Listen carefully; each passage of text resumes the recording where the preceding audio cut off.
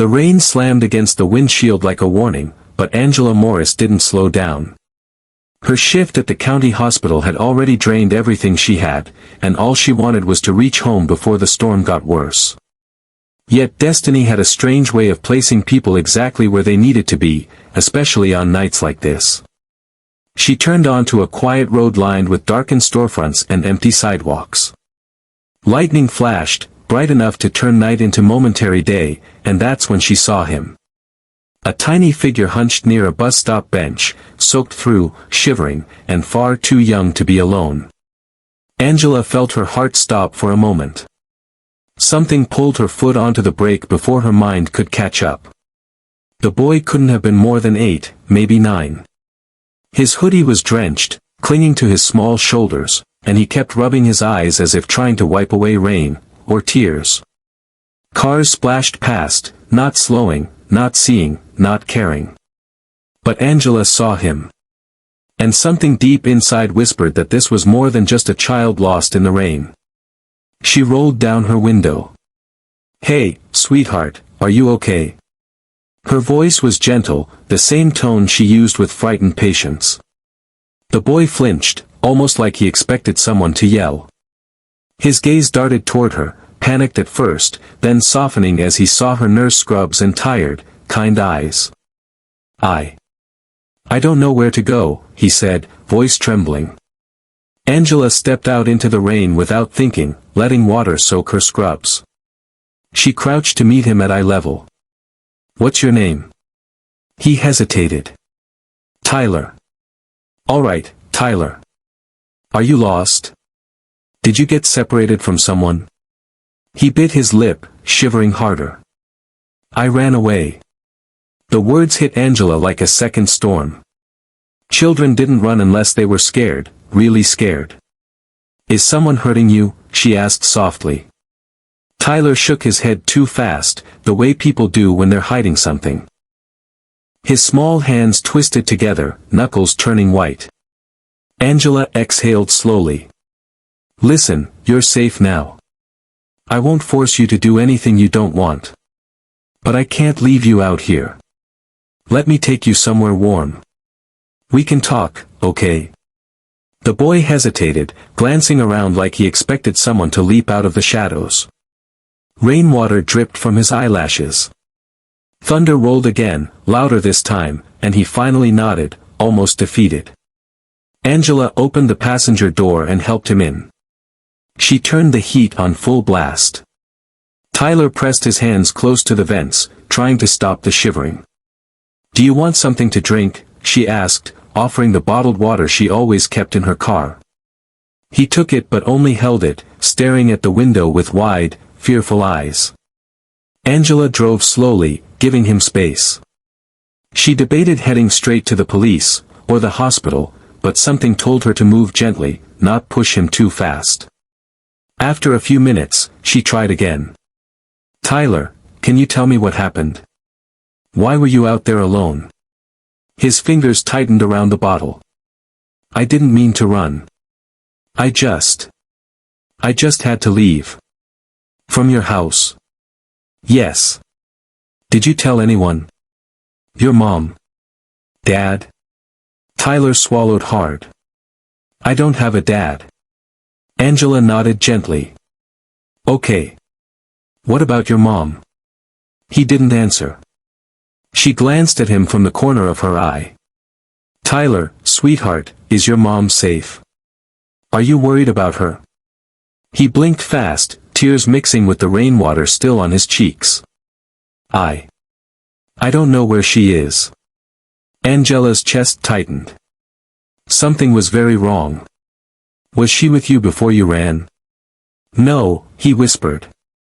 "She's been gone since last night." Angela gripped the steering wheel. "Gone? Did she leave a note? Did someone take her?" He shook his head, breathing quickly now. "She told me to hide in the closet. She said if anything happened, I should run and find help." A chill ran through Angela that had nothing to do with the storm. "What did she say was going to happen?" she asked as gently as she could. Tyler's voice cracked. She said someone was coming for us. Angela felt the air disappear from the car. Someone was coming for them. Tyler, she said carefully. Do you know who she meant? He slowly turned toward her, eyes filled with fear too heavy for a child. I heard voices in the house. A man. And my mom was crying. Then everything got quiet. I waited, but she never came back. Angela's breath caught. She felt her heartbeat thunder in her ears. Before she could speak, Tyler added one more sentence, one that made her skin crawl. And I think they're still looking for me. The windshield wipers beat faster as the storm raged outside, but inside the car, the danger felt closer, realer, than any weather. Angela suddenly realized she hadn't just picked up a lost boy in the rain. She had picked up a child running from something far darker than being lost. Something, or someone, was still out there. And now they might be coming for both of them. Angela's grip tightened on the steering wheel as she turned into the parking lot of a small 24-hour diner. She didn't want to go home, not with the possibility that someone dangerous could be following the boy. The diner was bright, public, and open, somewhere safe enough to think. Come on, she said softly. Let's get you warm and fed. Tyler nodded silently, his shoes squishing with each step as they hurried through the rain and into the diner. Warm light and the scent of coffee wrapped around them the moment the door closed. A waitress named Linda, with gray hair and tired eyes, noticed them immediately. Rough night? She asked, giving Tyler a sympathetic look. Something like that, Angela replied. Can we get a booth in the back? Linda didn't ask questions, she just led them to a corner booth away from the windows. Angela ordered hot chocolate for Tyler and coffee for herself, though she knew she wouldn't be able to swallow a sip. Tyler wrapped his hands around the mug when it arrived, letting the heat settle into his palms. His shoulders relaxed just a little. Angela leaned in. Sweetheart, you did the right thing by running. But now we need to figure out how to keep you safe, okay? Tyler nodded, then stared at the swirling chocolate as though searching for courage. Are you going to call the police? Angela took a deep breath. I want to help you. But you have to tell me everything so I know what the safest thing is. He hesitated, then whispered, my mom said not to trust anyone. Angela softened. Not even someone trying to help you? He shook his head.